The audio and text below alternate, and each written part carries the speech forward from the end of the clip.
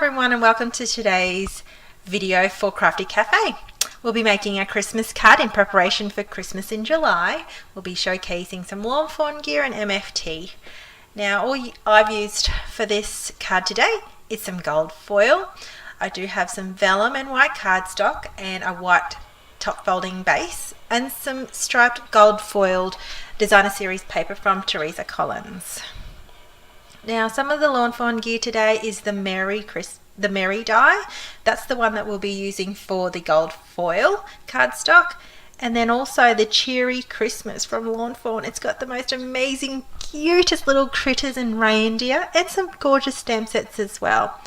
Now, I've used my favourite things in cube set, the Naturals collection.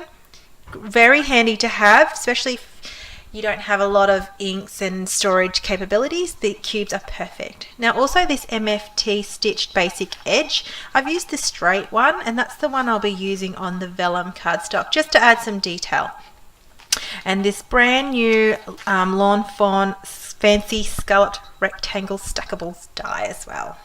So first of all, I'm going to do some die cutting and getting my die cutting over and done with. So here are the dies and the cardstocks that I'll be using, and just getting it all ready to run through the Big Shot.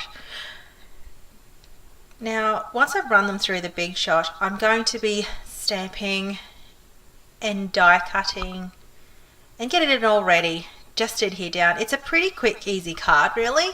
The longest part of it was the actual colouring with my Prismacoloured pencils. So I did try and speed that up as fast as I could for you.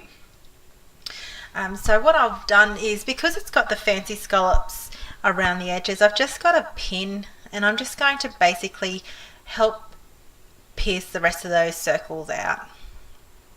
Now I'm just kind of playing with the design and layout here.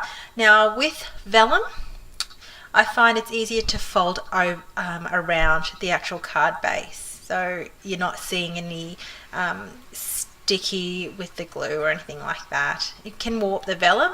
I've used good quality vellum here. Now I'm just lining up where I'm going to put the sentiment with the vellum and where I'm going to stamp the little reindeers. Love, love, love. So I've used just the basic black in the My Favorite Things.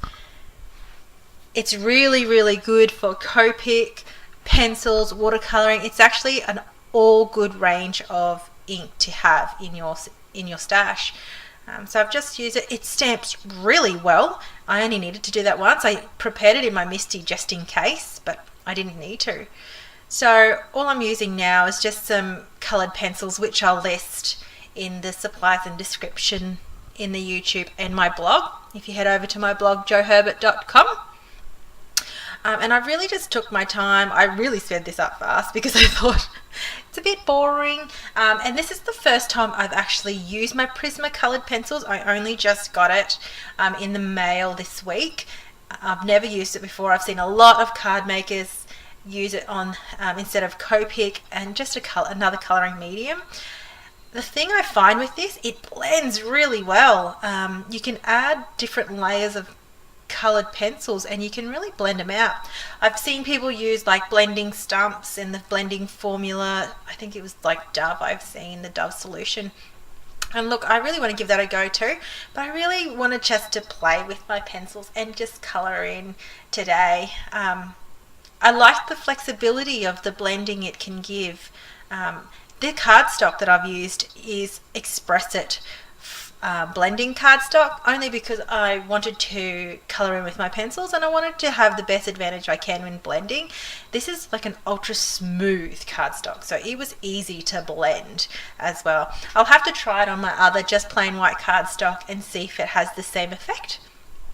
But for today I used Express It blended cardstock because I knew I wanted to colour in with the pencils and to blend in some shading to add some detail for the reindeers. So you can see I've just added some extra highlighting and extra dark pencils there. Now with this Christmas stamp from the Cheery Christmas stamp set from Lawn Fawn, I'm going to heat emboss this using got ultra fine gold embossing powder. This is really great for detail stamping. I really love using it. It's one of my go-to gold embossing powders. And I just place it on there. I actually forgot to prep it. I did have my powder tool next to me and I didn't use it, but I found it went really well with the vellum, and I was able just to get the excess with the brush and tap off what I didn't need. So I just grabbed my heat tool, just heat emboss that on to heat set it. And so I'm just going to play around with the layering. If you notice, I did trim that vellum piece down a little because I found it was quite too thick and too high, and I didn't want to cover the colored images. So just adhering the Designer Series paper here from Teresa Collins, just down. So I've cut it the same card base front, so you can't see the white card base at all. And you can see me now just trying to figure out placement as well. So all I've done is just folded and put it underneath the top layer, but I just added a little bit of multi-matte medium as well around the edge at the back of the vellum, so you don't get to see any glue dots or any adhesive. But first I just adhere this down, and then I've got at the back of this vellum here, and I just place it back behind the top card base so you don't see it. So it does come out a little bit off the card, and that's fine for me. It added that extra dimension. I do help it a little bit by sticking a block on there just to weigh it down for a little bit. I felt this card also needed some color and to make it a little bit more Christmassy, so I stamped the Christmas presents and just used the traditional red and green pencils and just quickly colored them in. I didn't focus too much on the coloring or too much shading, but you will notice in the photo I did add some extra green on the top and just some added detail to it. So I just fussy cutted that. I wish I had the dies, I didn't, and that was a little bit annoying, but I got it done with my paper snips because they're really good for fine detail cutting. And to add the extra pop to the eyes of the actual animals and critters, I've just used my Jelly Roll black pen. I find this is really good because it creates such a nice stark black. It's like you reprinted or restamped the whole image. It was really, really good just to add that extra detail. Now you see me bring in some slightly darker pencils here. I wanted to add some blush and some more pink to the reindeer ears. And I add a slight blush to the little critters. I realized just to bring in some of that red and pink tones from the Christmas presents.